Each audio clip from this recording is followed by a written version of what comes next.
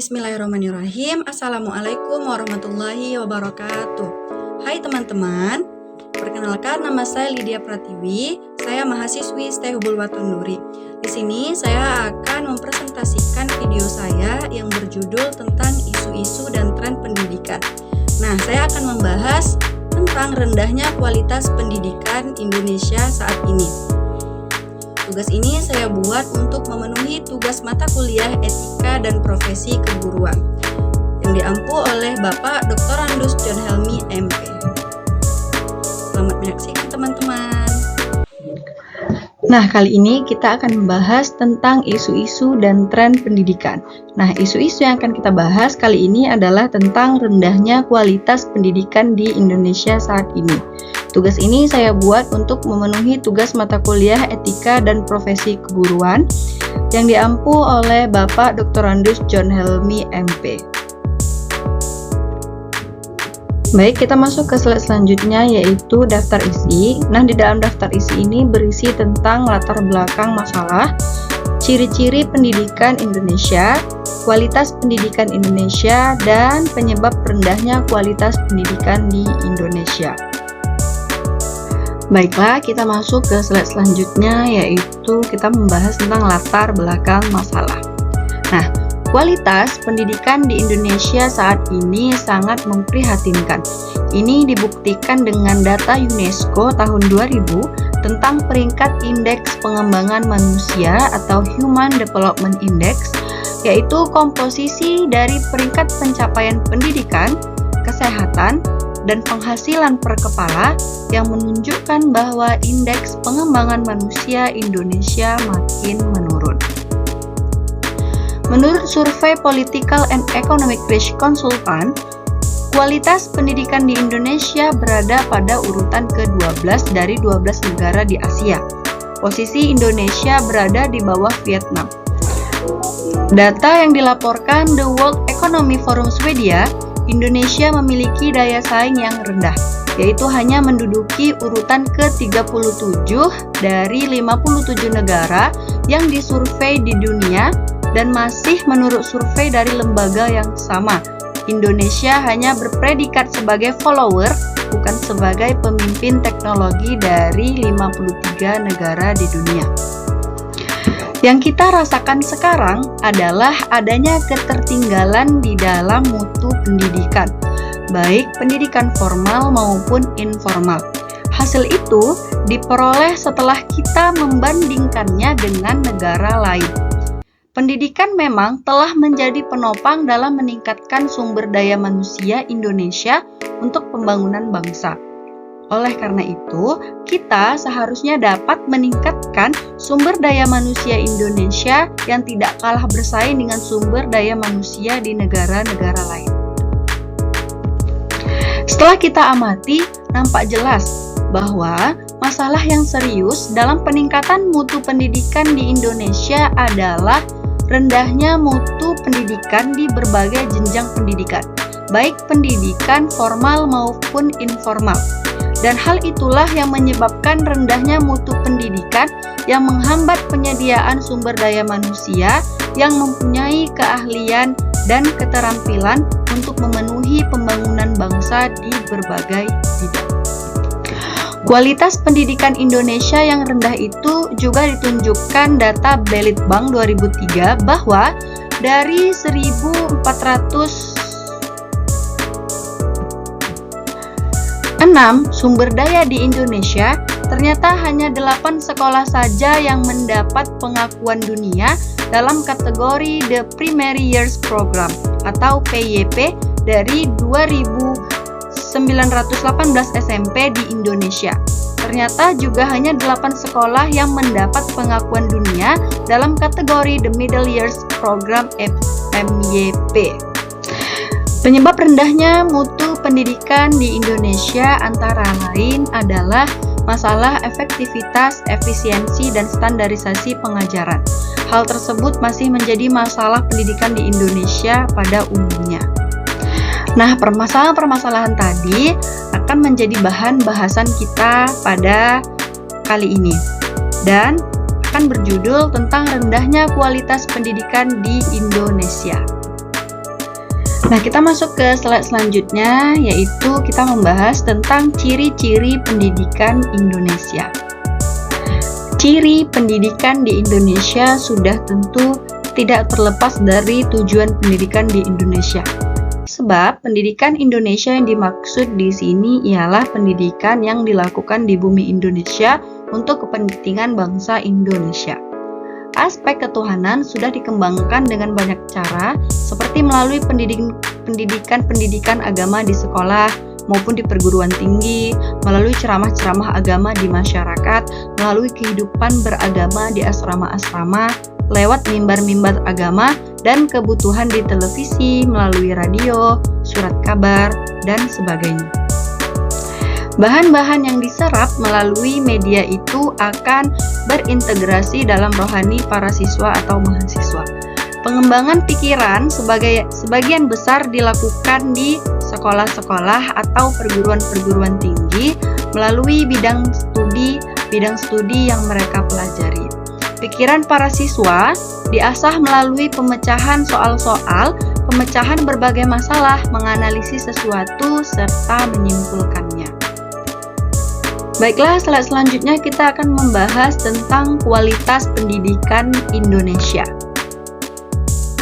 Seperti yang kita ketahui, kualitas pendidikan di Indonesia semakin memburuk. Hal ini terbukti dari kualitas guru, sarana belajar, dan murid-muridnya. Guru-guru tentu punya harapan terpendam yang tidak dapat mereka sampaikan kepada siswanya. Memang, guru-guru saat ini kurang kompeten. Banyak yang menjadi guru karena tidak diterima di jurusan lain atau kekurangan dana. Kecuali guru-guru lama yang sudah lama mendedikasikan dirinya menjadi guru. Selain berpengalaman mengajar murid, mereka memiliki pengalaman yang dalam mengenai pelajaran yang mereka ajarkan. Belum lagi masalah gaji guru. Jika fenomena ini dibiarkan berlanjut, tidak lama lagi pendidikan di Indonesia akan hancur, mengingat banyak guru-guru berpengalaman yang pensiun.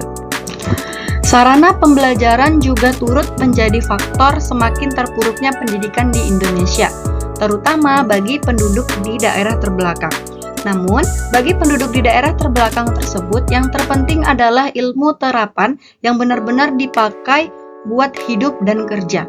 Ada banyak masalah yang menyebabkan mereka tidak belajar secara normal seperti kebanyakan siswa pada umumnya, antara lain guru dan sekolah. Presiden memaparkan beberapa langkah yang akan dilakukan oleh pemerintah dalam rangka meningkatkan kualitas pendidikan di Indonesia. Antara lain yaitu yang pertama, langkah pertama yang akan dilakukan pemerintah yakni meningkatkan akses terhadap masyarakat untuk bisa menikmati pendidikan di Indonesia. Tolak ukurnya dari angka partisipasi. Yang kedua, langkah kedua menghilangkan ketidakmerataan dalam akses pendidikan seperti ketidakmerataan di desa dan di kota serta gender. Langkah ketiga, meningkatkan mutu pendidikan dengan meningkatkan kualifikasi guru dan dosen serta meningkatkan nilai rata-rata kelulusan dalam ujian nasional. Langkah keempat, pemerintah akan menambah jumlah jenis pendidikan di bidang kompetensi atau profesi sekolah kejuruan untuk menyiapkan tenaga siap pakai yang dibutuhkan. Langkah kelima, pemerintah berencana membangun infrastruktur seperti menambah jumlah komputer dan perpustakaan-perpustakaan di sekolah. Langkah keenam, pemerintah juga meningkatkan anggaran pendidikan untuk tahun ini dianggarkan 44 triliun. Langkah ketujuh adalah penggunaan teknologi informasi dalam aplikasi pendidikan. Langkah terakhir yakni langkah pembiayaan bagi masyarakat miskin untuk bisa menikmati fasilitas pendidikan. Baiklah, slide selanjutnya kita akan membahas tentang penyebab rendahnya pendidikan di Indonesia. Nah, ada 6 penyebab rendahnya pendidikan di Indonesia. Nah, yang pertama yaitu efektivitas pendidikan di Indonesia. Nah, pendidikan yang efektif adalah suatu pendidikan yang memungkinkan peserta didik untuk mendapat belajar dengan mudah, menyenangkan, dan dapat tercapai tujuan sesuai dengan yang diharapkan. Dengan demikian, pendidik, dosen, guru, instruktur, atau trainer dituntut untuk dapat meningkatkan keefektifan pembelajaran agar pembelajaran tersebut dapat berguna. Efektivitas pendidikan di Indonesia sangat rendah. Setelah praktisi pendidikan melakukan penelitian dan survei ke lapangan, salah satu penyebabnya adalah tidak adanya tujuan pendidikan yang jelas sebelum kegiatan pembelajaran dilaksanakan. Hal ini menyebabkan peserta didik dan pendidik tidak tahu goal apa yang akan dihasilkan sehingga tidak mempunyai gambaran yang jelas dalam proses pendidikan. Jelas, hal ini merupakan masalah terpenting jika kita menginginkan efektivitas pengajaran. Bagaimana mungkin tujuan akan tercapai jika kita tidak tahu apa tujuan kita? Selama ini banyak pendapat beranggapan bahwa pendidikan formal dinilai hanya menjadi formalitas saja untuk membentuk sumber daya manusia Indonesia. Tidak peduli bagaimana hasil pembelajaran formal tersebut, yang terpenting adalah telah melaksanakan pendidikan di jenjang yang tinggi dan dapat dianggap hebat oleh masyarakat. Anggapan seperti itu jugalah yang menyebabkan efektivitas pengajaran di Indonesia sangat rendah. Setiap orang mempunyai kelebihan di bidangnya masing-masing dan diharapkan dapat mengambil pendidikan sesuai bakat dan minatnya, bukan hanya untuk dianggap hebat oleh orang lain. Yang kedua yaitu efisiensi pengajaran di Indonesia. Efisiensi adalah bagaimana menghasilkan efektivitas dari suatu tujuan dengan proses yang lebih murah. Dalam proses pendidikan, akan jauh lebih baik jika kita memperhitungkan untuk memperoleh hasil yang baik tanpa melupakan proses yang baik pula. Hal-hal itu jugalah yang kurang jika kita lihat pendidikan di Indonesia. Kita kurang mempertimbangkan prosesnya, hanya bagaimana dapat meraih standar hasil yang telah disepakati. Beberapa masalah efisiensi pengajaran di Indonesia adalah mahalnya biaya pendidikan, waktunya yang digunakan dalam proses pendidikan, mutu pengajar, dan banyak hal lain yang menyebabkan kurang efisiennya proses pendidikan di Indonesia, yang juga berpengaruh dalam peningkatan sumber daya manusia Indonesia yang lebih baik. Konsep efisiensi selalu dikaitkan dengan efektivitas. Efektivitas merupakan bagian dari konsep efisiensi karena tingkat efektivitas berkaitan erat dengan pencapaian tujuan relatif terhadap harganya. Apabila dikaitkan dengan dunia pendidikan, maka suatu program pendidikan yang efisien cenderung ditandai dengan pola penyebaran dan pendayagunaan sumber-sumber pendidikan yang sudah ditata secara efisien. Program pendidikan yang efisien adalah program yang mampu menciptakan keseimbangan antara penyediaan dan kebutuhan akan sumber-sumber pendidikan sehingga upaya pendidikan pencapaian tujuan tidak mengalami hambatan. Selanjutnya yaitu standarisasi pendidikan di Indonesia. Jika kita ingin meningkatkan mutu pendidikan di Indonesia, kita juga berbicara tentang standarisasi pengajaran yang kita ambil. Tentunya telah melewati proses untuk menentukan standar yang kita ambil. Dunia pendidikan terus berubah, kompetensi yang akan dibutuhkan oleh masyarakat terus-menerus berubah. Apalagi di dalam dunia terbuka, yaitu di dalam dunia modern dalam era globalisasi. Seperti yang kita lihat sekarang ini, standar dan kompetensi dalam pendidikan formal maupun informal terlihat hanya kerajinan terhadap standar dan kompetensi. Kualitas pendidikan diukur oleh standar dan kompetensi di dalam berbagai versi. Demikian pula sehingga dibentuk badan-badan baru untuk melaksanakan standarisasi dan kompetensi tersebut seperti Badan Standarisasi Nasional Pendidikan (BSNP). Selanjutnya yaitu rendahnya kualitas sarana fisik. Untuk sarana fisik misalnya, banyak sekali sekolah dan perguruan tinggi kita yang gedungnya rusak, kepemilikan dan penggunaan media belajar rendah, buku-buku perpustakaan tidak lengkap, sementara laboratorium tidak standar, pemakaian teknologi informasi tidak memadai, dan sebagainya. Bahkan masih banyak sekolah yang tidak memiliki gedung sendiri, tidak memiliki perpustakaan, tidak memiliki laboratorium, dan sebagainya.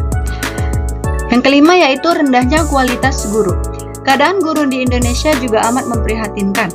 Kebanyakan guru belum memiliki profesionalisme yang memadai untuk menjalankan tugasnya, sebagaimana disebut dalam pasal 39 Undang-Undang Nomor 20 Tahun 2003, yaitu merencanakan pembelajaran, melaksanakan pembelajaran, menilai hasil pembelajaran, melakukan pembimbingan, melakukan pelatihan, melakukan penelitian, dan melakukan pengabdian masyarakat.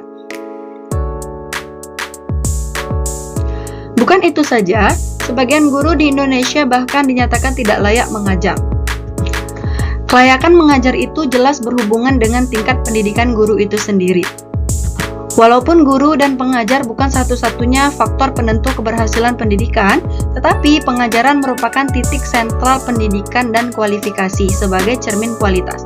Tenaga pengajar memberikan andil yang sangat besar pada kualitas pendidikan yang menjadi tanggung jawabnya. Kualitas guru dan pengajar yang rendah juga dipengaruhi oleh masih rendahnya tingkat kesejahteraan guru. Yang terakhir yaitu rendahnya kesejahteraan guru. Rendahnya kesejahteraan guru mempunyai peran dalam membuat rendahnya kualitas pendidikan Indonesia. Berdasarkan survei VGII atau Federasi Guru Independen Indonesia, pada pertengahan tahun 2005, idealnya seorang guru menerima gaji bulanan sebesar 3 juta rupiah. Sekarang, pendapatan rata-rata guru PNS per bulan sebesar 1,5 juta, guru bantu 460.000 dan guru honorer di sekolah swasta rata-rata 10.000 per jam. Dengan pendapatan seperti itu, terang saja banyak guru terpaksa melakukan pekerjaan sampingan. Ada yang mengajar lagi di sekolah lain, memberi les pada sore hari, menjadi tukang ojek, pedagang mie rebus, pedagang buku, pedagang pulsa atau ponsel, dan sebagainya. Dengan adanya undang-undang guru dan dosen, barangkali kesejahteraan guru dan dosen agak lumayan. Pasal 10 undang-undang itu sudah memberikan jaminan kelayakan hidup. Di dalam pasal itu disebutkan guru dan dosen akan mendapat penghasilan yang pantas dan memadai, antara lain meliputi gaji pokok, tunjangan yang melekat pada gaji, tunjangan profesi, atau tunjangan khusus serta penghasilan lain yang berkaitan dengan tugasnya. Mereka yang diangkat Pemkot atau Pemkab bagi daerah khusus yang berhak atas rumah dinas. Tapi kesenjangan kesejahteraan guru swasta dan negeri menjadi masalah lain yang muncul. Di lingkungan pendidikan swasta, masalah kesejahteraan masih sulit mencapai taraf ideal. Diberitakan Pikiran Rakyat 9 Januari 2006, sebanyak 70% dari 403 PTS di Jawa Barat dan Banten tidak sanggup untuk menyesuaikan kesejahteraan dosen dengan amanat Undang-Undang Guru dan Dosen. Mungkin ini saja presentasi dari saya, lebih dan kurangnya saya mohon maaf. Sekian dan terima kasih. Mungkin ini saja presentasi dari saya, lebih dan kurangnya saya mohon maaf. Wabillahi taufik wal hidayah. Wassalamualaikum warahmatullahi wabarakatuh.